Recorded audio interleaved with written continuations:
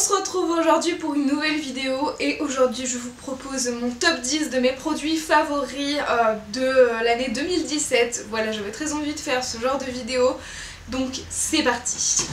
Donc on commence tout de suite avec mon numéro 10 et c'est un shampoing solide de chez Lush qui est le Montalbano. Alors celui-ci a un petit peu fait la guerre, c'est-à-dire que c'est la fin du shampoing solide en fait. Donc il se présente du coup en deux parties parce qu'il s'est cassé en deux tellement il est fin. Et c'est un shampoing solide, donc en fait vous le passez vite fait sous l'eau après avoir mouillé vos cheveux et soit vous le frottez entre vos mains et vous appliquez le shampoing, soit vous le frottez en mode zob sur vos cheveux directement et ça va un peu mousser et surtout les laver. Donc c'est vachement pratique je trouve dans le sens où ça reste solide, c'est beaucoup plus pratique à transporter, ça prend moins de place, c'est moins lourd qu'un shampoing liquide. Je trouve ça beaucoup plus écologique et économique. Et vous avez des petites boîtes métalliques comme ceci pour les emporter en voyage ou les ranger, les laisser sécher dans votre salle de bain. Donc ça je trouve ça sympathique, à savoir ne les laissez pas sécher dans une boîte fermée mais dans une boîte ouverte, hein, sinon ça va puer la mort et ça va moisir tout simplement. Donc voilà pour ça, je trouve ça trop cool et le shampoing solide à l'unité dure environ peut-être 1 an. Et coûte à peu près une dizaine d'euros, donc ça vaut vachement le coup je trouve. Numéro 9, c'est le contouring crème. Alors je vous présente deux produits. Premièrement il y avait cette petite palette de chez Kiko que j'aimais énormément, surtout pour la partie contouring comme vous le voyez qui est vraiment en fin de course, mais vraiment en fin de course parce qu'on voit le fond et que j'ai un peu arrêté de l'utiliser du coup parce que c'est plus possible quoi, vu ce qui reste de produit, vu la durée de vie qu'il a eu. Je l'aimais beaucoup, c'était la collection Strobe & Sculpt et c'était la teinte Light to Medium 1, le Cream Contour Palette. Je le trouvais génial, vous avez toujours l'highlighter qui est ici, que j'utilise pas trop, non pas qu'il soit pas top, mais parce que c'est pas ma came en fait. Je le trouve très un peu beige, en fait, un peu trop jaune pour moi, donc voilà, il est joli mais c'est pas ma came. Et surtout vraiment la partie contouring, je l'utilise beaucoup plus que la partie highlighting en général. Donc en ayant fini celui-ci, j'ai dû me trouver quelque chose d'autre et je ne me voyais pas retourner vers un contouring poudre. C'était juste pas possible pour moi, donc j'ai voulu tester un seul produit de la gamme Fenty Beauty by Rihanna et c'est donc un Match Sticks en teinte Amber. C'est censé être un fond de teint mat mais vous pouvez très bien du coup l'utiliser en contouring, il n'y a pas de souci. Donc moi ce que je fais en général avec ceci c'est que je trace mon trait et qu'ensuite je l'estompe avec un crayon assez large, enfin avec un pinceau assez large et du coup pour vous swatcher un peu la couleur il est comme ceci. Le seul avantage, vraiment le gros avantage de ce produit ici c'est que la couleur est plutôt pas mal pour les carnations très claires, c'est à dire que c'est un espèce de marron qui est quand même très froid et qui s'estompe plutôt pas mal je trouve. J'avais vu des revues où les gens l'estompaient pas très bien, où les gens se disaient ah, mais il s'estompe mal et tout, mais en fait si vous attendez pas si plomb et que vous avez un bon pinceau, normalement il n'y a pas trop de soucis, ça va. Donc voilà, moi je l'aime beaucoup, seul reproche que j'aurais à lui faire c'est que je crois que ça coûte une trentaine d'euros et je ne trouve pas qu'il y ait vraiment beaucoup de produits, c'est à dire que voici le produit qu'il y a à l'intérieur dans ce si grand packaging, donc ça c'est un peu décevant. J'aurais voulu en avoir plus, mais c'est déjà pas mal pour ça. C'est l'un des rares contouring crème que j'ai trouvé chez Sephora, mais surtout c'est l'un des rares contouring crème que j'ai trouvé dans cette carnation un peu brun froid. Ensuite, numéro 8, ma petite révélation cette année, ça a été le mascara. Alors, je n'en porte pas tous les jours bien évidemment, mais j'en porte déjà bien plus qu'avant, puisqu'avant je n'en portais jamais. C'était proscrit, je détestais ça. Pourquoi je détestais le mascara? Tout simplement parce que je détestais avoir l'effet de quelque chose, d'une couche sur mes cils qui ne séchait jamais. Je trouvais ça insupportable, ça alourdissait mes cils. Je n'aimais pas la sensation, je la trouvais insupportable par rapport au gain pour le regard que ça avait. Et du coup j'ai trouvé le Too Faced Better Than Sex, j'en avais testé plein dont on avait entendu beaucoup parler, Daryl des Benefits, le Roller Lash, etc. Et j'avais même fait une vidéo dans laquelle je vous disais que c'était le genre de produit que j'avais pas du tout envie de tester parce que la brosse ne me plaisait pas du tout, puisqu'elle est assez grosse comme ceci avec plein de petits picots. Enfin c'est plus des poils synthétiques que des picots plastiques j'ai envie de vous dire. Et je trouvais ça énorme et difficile au premier abord à manier en fait, et j'ai apparemment changé d'avis. Donc c'est très pratique, il existe en format miniature.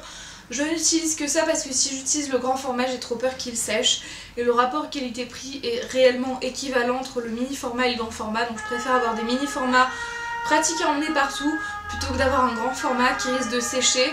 Du coup, ce que j'aime vraiment beaucoup dans ce mascara là, c'est sa formulation en fait sèche très vite.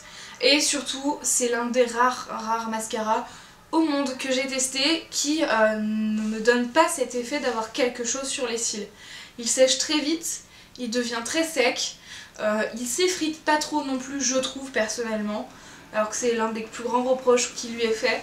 Mais du coup vous avez vraiment l'impression de rien porter et du coup ça ne m'alourdit pas le visage et les cils pour toute la journée. Je trouve qu'il tient très bien, donc ça c'est vraiment un peu la découverte mascara de l'année. Ensuite on passe à quelque chose qui est vraiment l'un de mes favoris, numéro 7, et c'est un vernis à ongles de chez OPI. À savoir, les vernis OPI sont mes préférés. Je trouve que les Infinite Shine en fait s'effritent et s'abîment beaucoup plus en fait, et je trouve qu'ils font des petites écailles qui se partent très vite. Contrairement à la gamme normale, donc j'ai été un peu déçue. Maintenant je rachèterai je pense que la gamme normale, qui en plus de toute façon est moins chère, bien que cher quand même. À savoir, le flacon de vernis de 15 ml vaut 13,90 €. Donc ça reste cher, mais vous pouvez les avoir en promo sur Sephora. Vous pouvez avoir des codes promo dessus, donc ça c'est vraiment cool. Et ma teinte de cette année, c'est le Barefoot in Barcelona. J'adore vraiment cette teinte. Clairement, c'est un peu ma teinte parfaite. Elle serait légèrement plus pêche, ce serait vraiment l'idéal. Mais on part vraiment sur une très bonne base.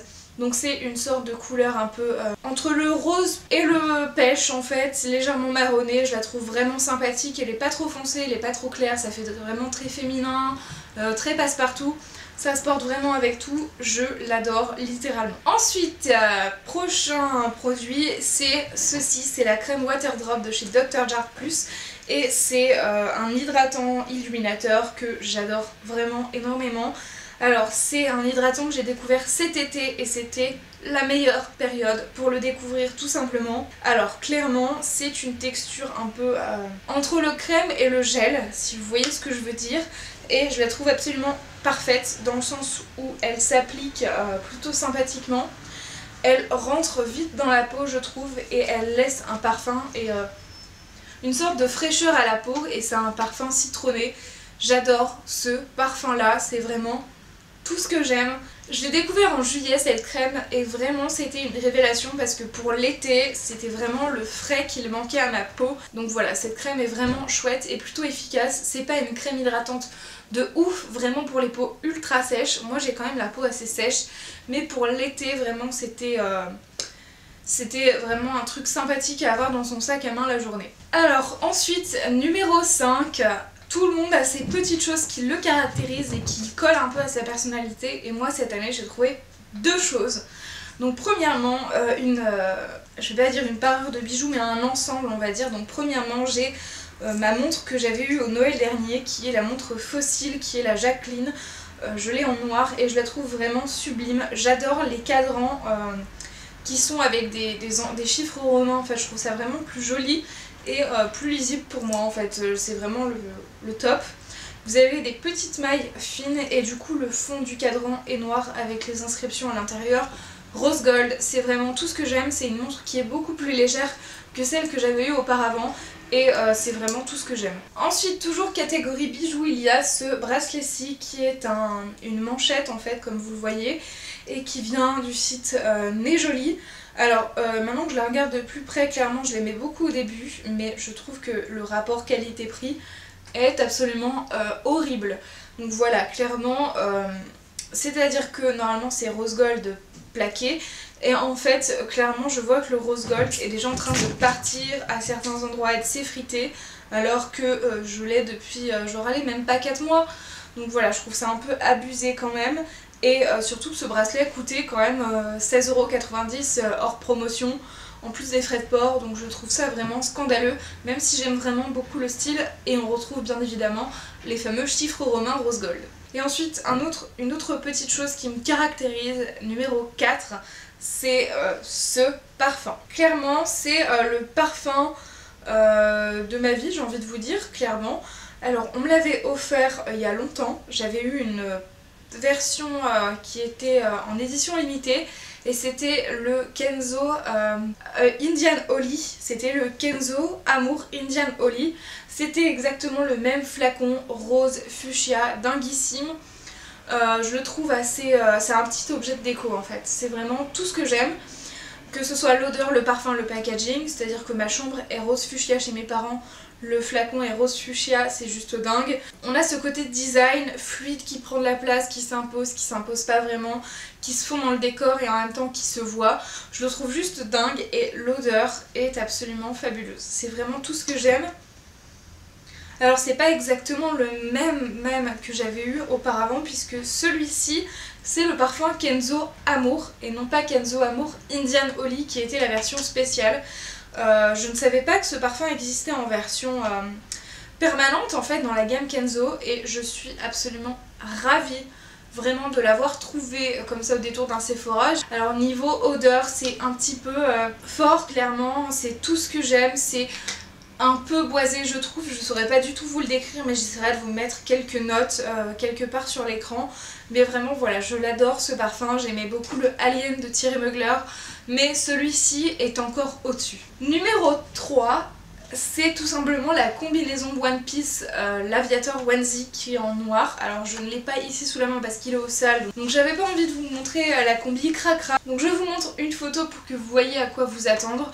C'est vraiment un onesie que j'adore, il est vraiment plus épais je trouve que les autres onesies de la marque. Il est super cool bien sûr, c'est excessivement cher. Mais quand il y a des promos, notamment bientôt les soldes, ça peut valoir le coup. Donc je préfère vous en parler, c'est vraiment une combi qui est super confortable à porter. J'ai pris une taille S, donc sa taille quand même grand. Et j'ai beau faire 1m60, ça me va plutôt pas mal. Et je ne regrette pas d'avoir pris cette taille. Donc voilà pour ça. Ensuite, numéro 2, on se rapproche de la fin de cette vidéo, c'est un masque de chez The Body Shop qui se présente dans un petit emballage carton comme ceci, que je n'ai jamais jeté, voilà, je ne sais pas pourquoi. C'est le masque gommant illuminateur au ginseng et au riz, et je le trouve dinguissime. Il est génial, je l'adore, il a une odeur très fraîche. Voilà, je sais pas, j'adore le ginseng, je trouve que ce produit sur ma peau a un effet dinguissime et rattrape vraiment le côté très asséché de mon nez qui a vécu la guerre. Donc vous avez un petit capuchon protecteur pour ne pas qu'il sèche trop vite dans le pot. J'adore cette odeur vraiment. Alors le seul défaut qu'il a c'est qu'il fait des petits morceaux un peu pelucheux donc à rincer c'est pas très pratique. Mais vraiment je l'adore, clairement je l'adore. Il a un effet de fou sur moi et il coûte 20 € pile. Donc voilà pour ça, si vous avez des codes promo chez The Body Shop, s'il y a les soldes ou quoi, je vous conseille très fortement ce masque. Et ensuite on passe au numéro 1 de ce top 10 et sans grande surprise je pense, c'est les palettes Huda Beauty. Alors pourquoi les palettes Huda Beauty? D'abord j'ai les deux, j'ai acheté les deux moi-même. Ça peut clairement coûter cher, voilà, la palette en elle-même coûte à peu près 60 €, ce qui n'est pas rien, mais je trouve que le rapport qualité-prix est quand même dinguissime et que par rapport à la quantité de produits qu'il y a à l'intérieur, ça vaut largement d'autres palettes qu'on peut avoir. Donc voilà, vous avez l'impression que c'est cher sur le coup parce que c'est plus cher que les autres palettes, mais en même temps vous avez un peu forcément plus de produits et la qualité est je trouve au-dessus des autres comme les Urban Decay, à savoir en plus que les Urban Decay par exemple ils vont apparemment arrêter de la production des palettes numéro 1, 2 et il me semble aussi la 3. Donc voilà pour ça, les palettes Huda Beauty, je vais commencer par la première, sont dinguissimes. Sur celle-ci vous aviez des fards texturisés, notamment sur cette première ligne-ci, qui est juste dinguissime. Et ensuite c'était des fards mat, la pigmentation est juste ouf. Pour vous donner une idée un petit peu rapide, moi j'adore. Clairement, c'est mes fards à paupières préférés, j'en ai testé beaucoup, c'est ce que j'aime le plus dans le maquillage. Et clairement c'est mes préférés, que ce soit niveau ensemble de couleurs qu'on n'a jamais vu, texture qui est vraiment exceptionnelle et particulière comparée à ce qu'on peut trouver ailleurs. Vraiment je les trouve dingues, ils sont pas trop poudreux, ils sont pigmentés, ils sont légèrement crémeux pour certains, donc ça c'est ouf. Et bien sûr je n'ai pas pu résister à la Huda Beauty Desert Dusk qui est sortie récemment et qui a un grand miroir Dieu merci, dans son packaging, et elle est comme ceci, voilà. Clairement ça veut tout dire, ce sont des couleurs un peu orangées, violines, c'est tout ce que j'aime le plus. Vraiment je l'utilise essentiellement presque tout le temps, c'est la première palette vers laquelle je vais me tourner et je les adore. Voilà, celle-ci est encore plus spéciale que l'autre je trouve parce qu'il y a encore plus de fard texturisé à paillettes, un peu crème. Vraiment avec que des paillettes, c'est juste dinguissime et j'adore celui-ci spécialement de fard, c'est le Blood Moon et il est juste dingue. Et le fard Oud aussi qui est le plus foncé de la palette, il est juste dingue, je le mets très souvent en coin externe, donc voilà pour ça. Ces deux palettes-ci pour moi valent largement le coup et c'est pour ça que c'est mon numéro 1 de cette année 2017. Voilà, j'espère que cette vidéo vous aura plu. N'hésitez pas à me dire par exemple votre top 10, voire que votre top 3 dans les commentaires des produits que vous avez pu tester cette année. J'espère que ça vous aura plu. On se retrouve très vite pour de prochaines vidéos. Prenez soin de vous. Ciao ciao.